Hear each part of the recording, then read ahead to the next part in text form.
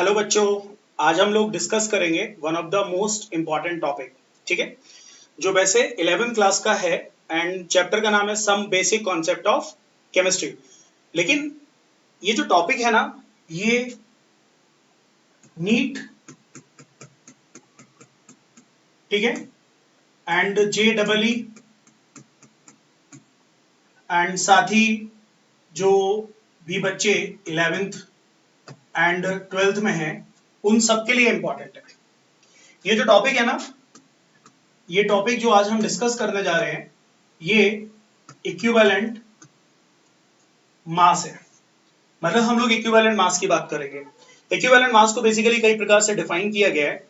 यहां पर हम जो इक्विवेलेंट मास डिफाइन करने वाले हैं वो करने वाले हैं in terms of charge transfer.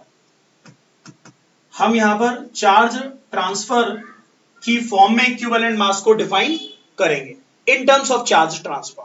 ठीक है, अब यहां पर in terms of charge transfer आप इक्विवेलेंट मास को कैसे डिफाइन करेंगे, इसका डेफिनेशन क्या बनेगा, आप उसको समझने की कोशिश कीजिएगा। तो इसका जो डेफिनेशन आएगा वो मैं लिख रहा हूं, आप समझिएगा। डेफिनेशन है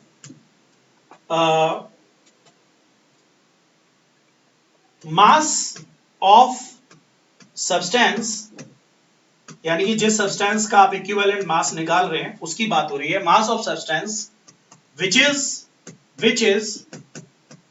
is associated with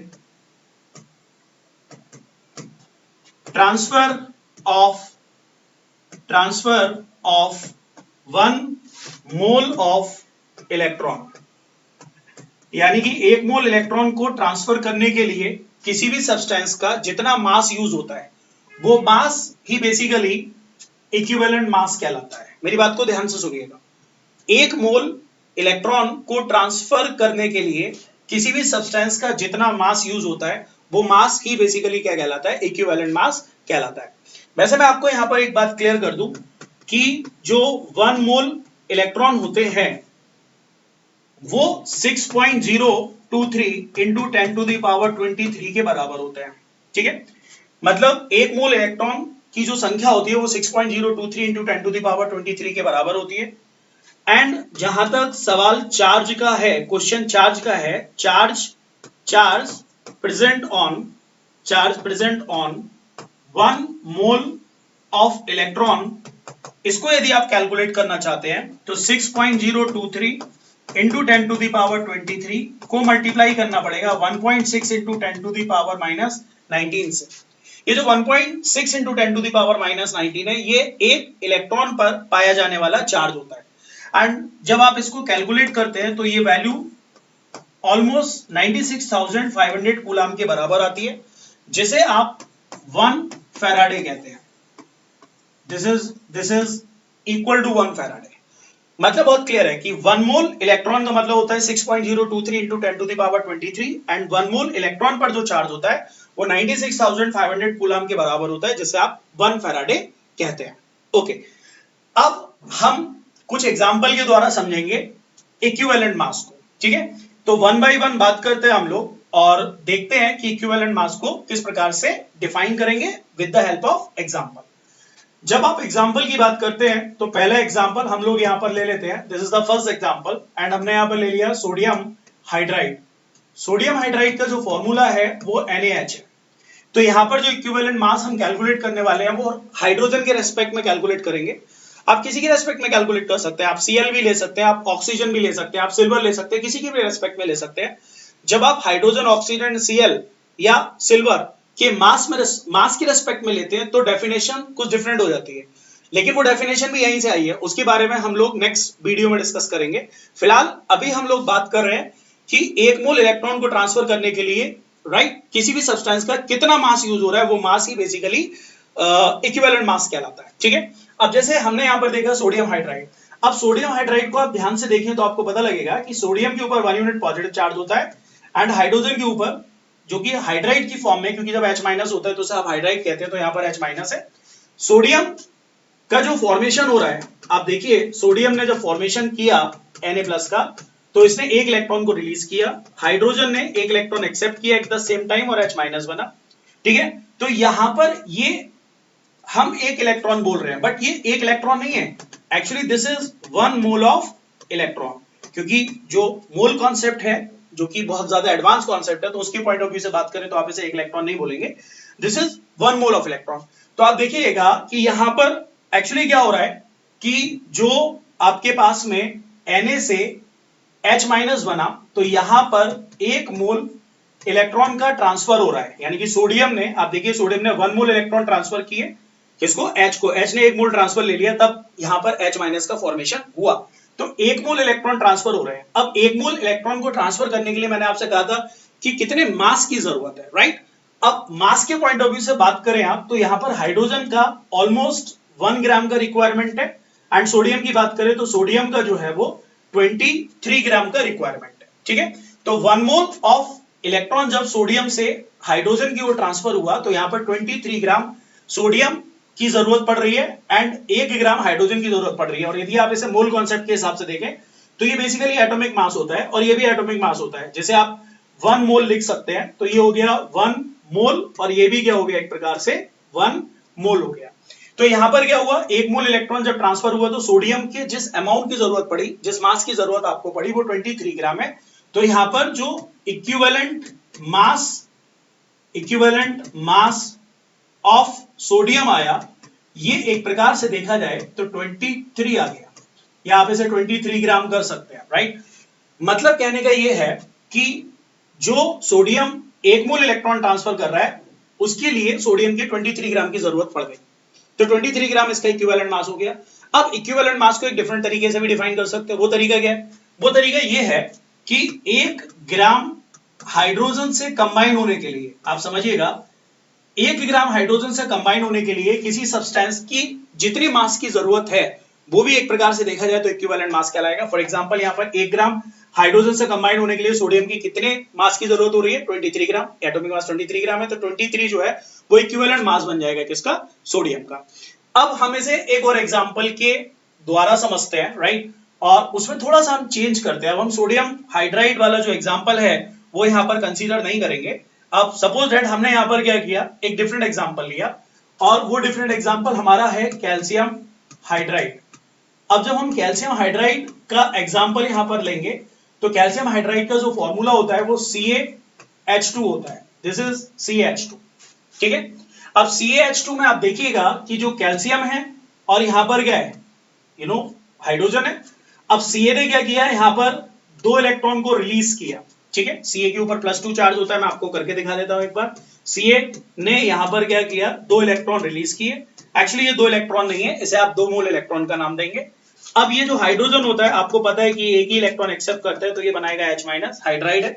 अब यहां पर तो 2 इलेक्ट्रॉन थे, राइट? तो जब इसने 2 इलेक्ट्रॉन दिए तो उसको भी 2 इलेक्ट्रॉन एक्सेप्ट करने होंगे, तो यहां पर आप 2 से मल्टीप्लाई करेंगे तो ये भी 2 हो जाएगा, और ये भी एक प्रकार से क्या हो जाएगा, 2H माइनस हो जाएगा। तो Ca+2 से यहां पर बनेगा 2H माइनस। और इस पूरे प्रोसेस में एक्चुअली हो क्या रहा है कि यहां पर आप देखिएगा जो ट्रांसफर हो रहा है वो कितना हो रहा है, वो 2 मोल इलेक्ट्रॉन का ट्रांसफर हो रहा है। ठीक है, अब यदि यहां पर 2 मोल इलेक्ट्रॉन का ट्रांसफर हो रहा है, तो आप मास के पॉइंट ऑफ व्यू से बात करें तो यहां पर ऑलमोस्ट देखिए, हाइड्रोजन का मास 1 आपने कंसीडर किया है, तो 2 into 1 कितना हो गया यहां पर, 2 ग्राम। और यहां पर जो कैल्शियम का मास होता है, actually this is equal to 40 gram. तो यहां पर 2 ग्राम जो है वो 40 ग्राम इक्विवेलेंट है, मतलब 2 gram is almost equivalent to 40 gram जब 2 मोल इलेक्ट्रॉन ट्रांसफर हो रहे हैं। लेकिन यहां पर बात 2 मोल इलेक्ट्रॉन की तो हो नहीं रही है, यहां पर तो बात 1 मोल इलेक्ट्रॉन की हो रही है। अब यदि 1 मोल इलेक्ट्रॉन की हो रही है, तो फिर आप 1 मोल इलेक्ट्रॉन को किस प्रकार से दिखाएंगे? तो यहां पर मैं एक बार फिर से आपसे बात करूं, तो मैंने यहां पर लिखा दिस इज Ca2+, राइट? और यहां पर लिख दिया मैंने दिस इज 2H माइनस। तो यहां पर क्या हुआ, आपने कहा कि सर हमें तो 1 मोल इलेक्ट्रॉन के लिए बात करनी है। ठीक है, तो 2 मोल इलेक्ट्रॉन के लिए 2 ग्राम जा रहा था, तो 1 मोल इलेक्ट्रॉन के लिए कितना जाएगा, यहां पर 1 ग्राम जाएगा। ठीक है, क्योंकि आपने आधा कर दिया, तो यहां पर भी हाफ हो जाएगा, 2 का 1 ग्राम हो जाएगा, और यहां पर जो 40 ग्राम था ये भी क्या हो जाएगा, हाफ हो जाएगा। तो this will also equal to 20 gram. तो यहां पर आप देखेंगे कि 1 मोल इलेक्ट्रॉन को ट्रांसफर करने के लिए कैल्शियम का कितना मास या कैल्शियम की कितने मास की नीड हो रही है, तो आप देखेंगे यहाँ पर 20 ग्राम की नीड हो रही है। तो जो इक्विवेलेंट मास है किसका, इक्विवेलेंट मास ऑफ कैल्शियम, वो किसके बराबर आ जाएगा, this is equal to what, 20। And आप पुरानी वाली डेफिनेशन को याद करिए, मैंने पुरानी वाली डेफिनेशन क्या बताई आपको, मैंने कहा आप 1 ग्राम हाइड्रोजन से कितना कोई भी सब्सटेंस कंबाइन हो रहा है, फॉर एग्जांपल यहां पर 1 ग्राम हाइड्रोजन से कितना ग्राम कंबाइन हो रहा है, 20 ग्राम। तो 20 ग्राम जो है वही इक्विवेलेंट मास हो जाएगा किसका, कैल्शियम का इक्विवेलेंट मास हो जाएगा। अब ये 20 आया कहां से, ये यहां से आ गया। आपने देखा कि यहां पर कैल्शियम से जब 2H माइनस का फॉर्मेशन हो रहा था, 2 मोल इलेक्ट्रॉन ट्रांसफर हो रहे थे। अब आपको तो 1 मोल इलेक्ट्रॉन के लिए बात करनी है, तो जब आप 1 मोल के लिए बात करेंगे तो यहां पर क्या करेंगे, 2 को, ये जो 2 ग्राम है इसको 2 से डिवाइड करेंगे क्योंकि आप हाफ कर रहे हैं, तो इसको भी आप क्या करेंगे, हाफ करेंगे, तो ये आ जाएगा 20 और ये कितना आ जाएगा, ये 1 आ जाएगा। तो इसमें 1 ग्राम हाइड्रोजन हो गया और 20 ग्राम क्या हो गया, कैल्शियम हो गया। तो ये 20 ग्राम की ही जरूरत पड़ेगी जब आप 1 मोल इलेक्ट्रॉन को ट्रांसफर करेंगे, तो ये 20 ग्राम ही जो है वो एक प्रकार से देखा जाए तो क्या हो गया, इक्विवेलेंट मास हो गया किसका, कैल्शियम का। यहां पर हमने जो एग्जांपल कंसीडर किए थे, आपने देखा हमने यहां पर हाइड्रोजन को कंसीडर किया था, राइट, और हाइड्रोजन का जो मास आया है वो 1 ग्राम आ रहा है, यानी कि 1 मोल इलेक्ट्रॉन को ट्रांसफर करने के लिए हाइड्रोजन का जो मास की जरूरत पड़ रही है वो 1 ग्राम, ठीक है। तो 1 ग्राम हाइड्रोजन के मास से कंबाइन होने के लिए जितना भी सब्सटेंस के मास की जरूरत है उसे भी आप इक्विवेलेंट मास कह सकते हैं, कोई प्रॉब्लम नहीं है। लेकिन यहां पर यह जरूरी नहीं है कि सिर्फ हाइड्रोजन ही प्रेजेंट होगा, हाइड्रोजन के साथ साथ कुछ और भी चीजें प्रेजेंट हो सकती है, जैसे कि वन बाय वन आपसे कुछ एग्जांपल्स को लेकर बात करूंगा वन बाय वन। जैसे हम ऑक्सीजन को लेकर भी बात कर सकते हैं, ठीक है। यदि हम ऑक्सीजन को लेकर बात कर सकते हैं तो let's see we have this example Al2O3। अब आप देखिएगा यहां पर Al कितने हैं, यहां पर एक Al के ऊपर 3 पॉजिटिव चार्ज होता है, यहां पे 2 Al है, ठीक है। अब यहां पर आप ऑक्सीजन देखिए, ऑक्सीजन के ऊपर कितना चार्ज होता है, -2 चार्ज होता है, यहां पर ओवरऑल ऑक्सीजन कितने हैं, 3। तो आप समझने की कोशिश करिएगा कि दिस इज 3 to the 6 और दिस इज 3 to the 6, तो यहां पर क्या हो रहा है, 6 मोल इलेक्ट्रॉन का ट्रांसफर हो रहा है from Al side to oxygen side, right. लेकिन हमें क्या करना है, हमें तो 1 मोल इलेक्ट्रॉन का ट्रांसफर चेक करना है। तो 1 मोल इलेक्ट्रॉन का ट्रांसफर आप कैसे चेक करेंगे, अब उसके लिए आपको क्या करना होगा, जब आप 1 मोल इलेक्ट्रॉन का ट्रांसफर चेक करेंगे तो पहले मैं आपको बता दूं कि 6 मोल इलेक्ट्रॉन का जब ट्रांसफर हुआ तो यहां पर क्या हुआ भाई, Al का जो मोलर मास होता है, जिसे आप एटॉमिक मास की फॉर्म में भी रिप्रेजेंट कर सकते हैं, दिस इज इक्वल टू 27। तो ये कितना हो जाएगा, दिस इज 54 ग्राम। एंड यदि आप यहाँ ऑक्सीजन को लेकर बात करेंगे तो ये जो ऑक्सीजन का मास है वो कितना है यहाँ पर 16, तो 16 into 3 कितना हो जाएगा, दिस इज 48 ग्राम। तो मतलब बहुत क्लियर है कि 6 मोल इलेक्ट्रॉन जब ट्रांसफर हुए तो 54 ग्राम Al का जरूरत पड़ रहा है, एंड ऑक्सीजन की बात करेंगे तो 48 ग्राम ऑक्सीजन की जरूरत आपको पड़ रही है, राइट। अब यहां पर तो हम 1 मोल की बात कर रहे हैं, तो 1 मोल की बात कर रहे हैं तो 1 मोल के लिए क्या करेंगे, 54 को आप 6 से डिवाइड करेंगे, और यहां पर जो 48 आया उसको भी आप किससे डिवाइड करेंगे, 6 से। तो 6 8 जा 48, तो यहां पर 8 ग्राम क्या हो जाएगा, 8 ग्राम एक प्रकार से देखा जाए तो ऑक्सीजन हो जाएगा, और यहां पर कितना हो जाएगा, 9 ग्राम, ठीक है। तो ये जो 9 ग्राम है ये एक प्रकार से देखा जाए तो क्या हो गया, एल्युमिनियम हो गया। तो आप यहां पर देखिए क्लियरली ये दिख रहा है कि 1 मोल इलेक्ट्रॉन को जब Al से ऑक्सीजन की ओर ट्रांसफर किया जा रहा है तो यहां पर 9 ग्राम Al का रिक्वायरमेंट है। तो जो इक्विवेलेंट मास जो है, इक्विवेलेंट मास ऑफ एल्युमिनियम यदि हम बात करें तो this is equal to what, 9। जो इक्विवेलेंट मास आ रहा है एल्युमिनियम का, क्योंकि 9 ग्राम का रिक्वायरमेंट है तो इक्विवेलेंट मास ऑफ एल्युमिनियम कितना हो गया, 9 हो गया। लेकिन यहां पर जो 9 आपने निकाला है वो कब निकाला, जब आपने ऑक्सीजन को कंसीडर किया, राइट, ऑक्सीजन के रेस्पेक्ट में निकाला है। तो आप इसको ऐसे भी डिफाइन कर सकते हैं कि 8 ग्राम ऑक्सीजन से कंबाइन होने के लिए किसी भी सब्सटेंस के कितने मास की जरूरत होती है। जैसे कि आपने पीछे एक एग्जांपल पढ़ा था कि 1 ग्राम हाइड्रोजन से कंबाइन होने के लिए किसी सब्सटेंस का कितना मास का नीड हो रहा है, राइट। वो मास ही एक प्रकार से क्या कहलाता है, इक्विवेलेंट मास कहलाता है। सोडियम के लिए वो 23 था, कैल्शियम के लिए आपने निकाला वो 20 था, राइट, तो वो उसके इक्विवेलेंट मास बन गए। ऐसे यहां पर क्या हुआ, 8 ग्राम ऑक्सीजन को जब एल्युमिनियम से कंबाइन होना है तो 9 ग्राम एल्युमिनियम का रिक्वायरमेंट हो रहा है, तो जो इक्विवेलेंट मास है एल्युमिनियम का वो कितना आ रहा है, वो एक प्रकार से देखा जाए तो 9 आ जाएगा। तो यहां पर 1 मोल ऑफ इलेक्ट्रॉन ट्रांसफर का कॉन्सेप्ट भी चल रहा है, और आप साथ ही साथ ये भी बोल सकते हैं कि 8 ग्राम ऑक्सीजन का कॉन्सेप्ट भी आप यहां पर उठा सकते हैं, कोई प्रॉब्लम नहीं है। अब देखिए यहां पर हमने पहले हाइड्रोजन को कंसीडर किया, फिर हमने यहां पर ऑक्सीजन को कंसीडर किया। अब आप चाहें तो आप Cl को भी कंसीडर कर सकते हैं, कोई प्रॉब्लम नहीं है। अब Cl को कंसीडर करें तो यहां पर हमें नेक्स्ट एग्जांपल के बारे में डिस्कस करना होगा जिसमें Cl आ रहा होगा, ठीक है। तो हम एक काम करते हैं, एक अगला एग्जांपल उठा लेते हैं, और अगला एग्जांपल है हमारे पास में व्हाट, कैल्शियम क्लोराइड, ये नेक्स्ट एग्जांपल आ गया। अब यदि कैल्शियम क्लोराइड को आप देखें तो कैल्शियम क्लोराइड का जो फॉर्मूला है this is equal to CaCl2, right. अब यहाँ पर CaCl2 का फॉर्मेशन कैसे हो रहा है वो देखिए, Ca के ऊपर 2 यूनिट पॉजिटिव चार्ज है एंड यहाँ पे Cl कितने आ रहे हैं 2, ठीक है। आपको पता है Cl के ऊपर 1 यूनिट नेगेटिव चार्ज होता है। तो आप देखिएगा यहां से, मतलब आप ध्यान से देखें तो आपको पता लगेगा कि दो यहां पर आप ध्यान से देखेंगे तो आपको पता लगेगा कि जो ट्रांसफर है वो 2 मोल इलेक्ट्रॉन का हो रहा है। अब आप कह रहे होंगे कि सर आपको समझ नहीं आया, तो देखिए मैं आपको बताता हूं। Ca ने यहां पर क्या किया, 2 इलेक्ट्रॉन को रिलीज किया तो +2 चार्ज आया, तो आप इसे 2 नहीं बोलेंगे, एक्चुअली ये क्या है, ये 2 मोल इलेक्ट्रॉन है, ठीक है। एट द सेम टाइम क्या हुआ, यहां पर Cl ने 1 इलेक्ट्रॉन लिया तो यहां पर क्या बनेगा Cl-। अब यहां तो 2 मोल इलेक्ट्रॉन ट्रांसफर हुआ है ना, तो इधर भी आपको 2 मोल ही करना पड़ेगा। तो 2 मोल करने के लिए आपने 2 से मल्टीप्लाई करी तो Cl को भी 2 से मल्टीप्लाई करिए, तो यहां पर क्या हो गया 2Cl-। तो आप देखेंगे कि ओवरऑल कैल्शियम से क्लोराइड की ओर जब चल रहे हैं हम, फॉर्मेशन हो रहा है तो 2 मोल इलेक्ट्रॉन का ट्रांसफर हो रहा है। तो यहां पर मैंने 2 मोल इलेक्ट्रॉन लिखे। अच्छा, 2 मोल इलेक्ट्रॉन का जब ट्रांसफर हुआ तो यहां पर क्या हुआ 2 इंटू 35.5, भाई यही निकल कर आएगा क्योंकि जो Cl का एटॉमिक मास होता है वो 35.5 होता है, तो 2 से मल्टीप्लाई करेंगे तो ये ऑलमोस्ट कितना हो जाएगा, ये 71 ग्राम के बराबर हो जाएगा। कैल्शियम की बात करेंगे तो कैल्शियम का मास कितना हो गया 40 ग्राम के बराबर। लेकिन हमने आपसे क्या कहा, हमने आपसे कहा कि यहां पर आपको 2 मोल इलेक्ट्रॉन को कंसीडर नहीं करना है, आपको यहां पर कंसीडर करना है किसके लिए, 1 मोल इलेक्ट्रॉन के लिए कंसीडर करना है। अब जब आप 1 मोल इलेक्ट्रॉन के लिए कंसीडर करने वाले हैं तो आप सोचिए कि यहां पर आधा हो रहा है ना, हाफ हो रहा है, तो इसको भी हाफ कर दीजिए आप, तो 71/2 हो जाएगा, तो दिस इज इक्वल टू 35.5 ग्राम, ठीक है। ऑफ व्हाट Cl, ये आ गया, एंड यहां पर भी आप हाफ करिए तो 40/2, तो यहां पर कितना आ गया 20 ग्राम ऑफ व्हाट Ca +2। मतलब बहुत क्लियर है कि यहां पर जब आप 35.5 ग्राम Cl को ले रहे हैं, नो डाउट 1 मोल इलेक्ट्रॉन के लिए आपको 35.5 ग्राम Cl का जरूरत पड़ेगा, तो उसके लिए जो Ca है उसकी कितनी रिक्वायरमेंट है 20 ग्राम की। तो यहां पर 1 मोल इलेक्ट्रॉन ट्रांसफर होने में कैल्शियम का 20 ग्राम ही तो गया, तो जो इक्विवेलेंट मास ऑफ Ca जो आ रहा है वो कितना आ रहा है, वो 20 के बराबर आ रहा है। अब यदि Cl के रेस्पेक्ट में आप डेफिनेशन की बात करेंगे, जैसे आपने हाइड्रोजन के रेस्पेक्ट में बात की थी, आपने कहा था सर 1 ग्राम हाइड्रोजन से कंबाइन होने के लिए कितना नीड हो रहा है किसी भी सब्सटेंस का, राइट। तो वो इक्विवेलेंट मास है, एक्चुअली वो 1 मोल ऑफ इलेक्ट्रॉन को ट्रांसफर करने में जरूरत पड़ रही थी। ऐसी जब ऑक्सीजन की बात आई तो ऑक्सीजन में आपने कहा कि सर 8 ग्राम ऑक्सीजन से कंबाइन होने के लिए किसी सब्सटेंस की कितनी रिक्वायरमेंट है, तो वो मास उस सब्सटेंस का इक्विवेलेंट मास बन गया। और यहां पर भी 1 मोल इलेक्ट्रॉन ही ट्रांसफर हो रहा था, आप चाहो तो पीछे जाके स्लाइड को देख सकते हैं, Al2O3 मैंने आपको एक एग्जांपल दिया था, ठीक है।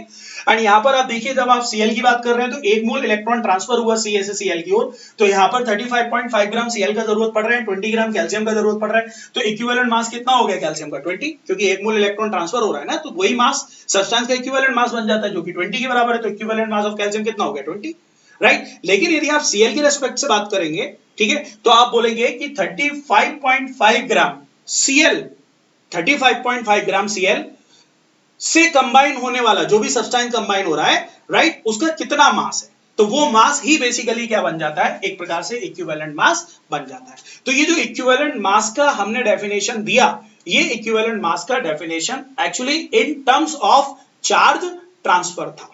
ओके, तो मैं उम्मीद करता हूं बच्चों आप सब लोगों को इक्विवेलेंट मास का ये जो कॉन्सेप्ट है in terms of charge transfer clear हो गया होगा, ठीक है। अब क्या होगा नेक्स्ट स्लाइड में मैं आपसे बात करूंगा, किसका, नेक्स्ट वीडियो में आपसे बात करूंगा कि इक्विवेलेंट मास को इन टर्म्स ऑफ मास कैसे एक्सप्लेन करने वाले हैं, क्योंकि अभी तो हम चार्ज ट्रांसफर की बात कर रहे थे, अभी मास के फॉर्म में भी आप इसको ले सकते हैं, जिसमें आप हाइड्रोजन, ऑक्सीजन, Cl या सिल्वर को कंसीडर करके भी डिफाइन कर सकते हैं। वैसे मैं आपको एक और बात बता दूं, यहां पर एक और छोटी सी बात क्लियर कर दूं। आप देखिएगा जब आप इक्विवेलेंट मास को डिफाइन करते हैं तो इक्विवेलेंट मास का यहां पर एक फॉर्मूला बनेगा, क्या बनेगा आप समझिए। आपने यहां पे लिखा ऊपर 40, तो 40 जो है वो कैल्शियम का एक प्रकार से एटॉमिक मास है, जिसे आप मोलर मास कह सकते हैं, क्योंकि ये 40 ग्राम जो है वो 1 मोल के बराबर है, मोल कॉन्सेप्ट के पॉइंट ऑफ व्यू से ये बात कर रहे हैं। तो ऊपर क्या आ जाएगा, दिस इज मोलर मास, ये आ गया मोलर मास, ठीक है। अपॉन हो गया 2, और 2 क्या है, ये जो 2 आपको दिखाई दे रहा है ये एक्चुअली इसका वैलेंसी है, ठीक है। तो आपने इक्विवेलेंट मास का जो फॉर्मूला बनाया, this is equal to molar mass upon what, valency. ये फॉर्मूला जो है इक्विवेलेंट मास का यहां पर बनेगा। वैसे मैं आपको एक और फॉर्मूला भी यहां पर at the same time define कर सकता हूं, जो कि बड़ा इंपॉर्टेंट है यदि आप नीट और जेई की तैयारी कर रहे हैं। एंड वो फॉर्मूला क्या है उसके बारे में यदि मैं आपसे बात करूं, तो वो वाला जो फॉर्मूला है उसको भी आप एक बार समझ लीजिएगा यहां पर। और वो फॉर्मूला क्या आ रहा है, देखिए क्या होता है कि हम इसको ऐसे भी लिख सकते हैं, this equivalent mass equal to molar mass तो सेम रहेगा, तो ये तो मोलर मास है, मोलर मास तो सेम रहने वाला है, मोलर मास सेम रहेगा। बट यहां पर जो आपने बैलेंसी लिखा है, आप बैलेंसी मत लिखिए, बल्कि यहां पर आप क्या कर दीजिएगा, यहां पर आप लगा दीजिएगा क्या, दिस इज एन फैक्टर। तो ये भी इक्विवेलेंट मास का सबसे ज्यादा यूज होने वाला फॉर्मूला है, और इसे हम लोग बोलते हैं equivalent mass is equal to molar mass upon N factor.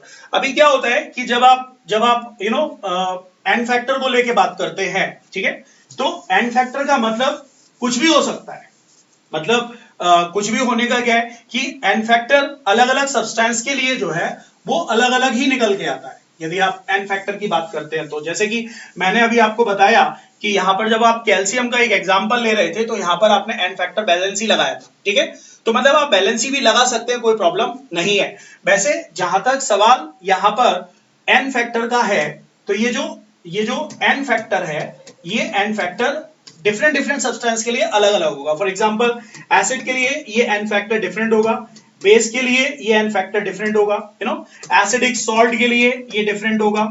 और यदि आप बात करते हैं किसी पर्टिकुलर सॉल्ट को लेकर बात करते हैं, तो ये एन फैक्टर अलग होगा। आप किसी ऐसे रिएक्शंस की बात करते हैं जो कि रिडॉक्स है, जिसमें ऑक्सीडाइजिंग एजेंट प्रेजेंट है, राइट, या फिर जिसमें रिड्यूसिंग एजेंट प्रेजेंट है, तो उनके लिए क्या होगा, एन फैक्टर जो है वो डिफरेंट होगा। अभी फिलहाल मैंने यहां पर क्या किया, जो एन फैक्टर था उसकी जगह मैंने यहां पर जिस टर्म को यूज किया है, एक्चुअली वो टर्म जो है वो बैलेंसी है।